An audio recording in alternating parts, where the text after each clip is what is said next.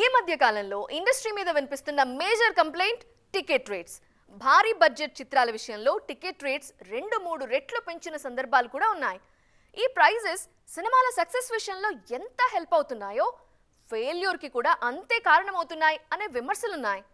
అసలు ప్రెజెంట్ సిచ్యువేషన్లో టికెట్ రేట్లు పెంచకుండా సినిమా లాభాలు సాధించడం సాధ్యం కాదా? మన సినిమా స్థాయి పెరిగింది, వసూళ్ల లెక్కలు మారిపోయాయి.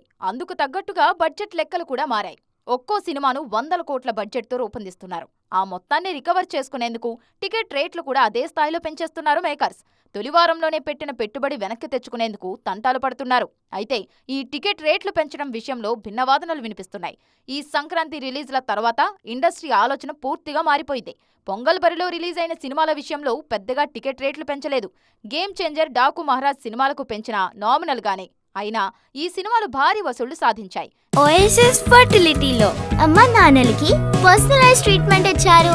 In the good hands of science. Mummy daddy అవ్వాలంటే ఓఎస్ఎస్ కి కాల్ చేయండి. గతంలో ఎన్నడూ లేని విధంగా ఒక సీజన్లో రిలీజ్ అయిన 3 సినిమాలు 100 కోట్ల మార్కును క్రాస్ చేసి కొత్త చరిత్ర సృష్టించాయి.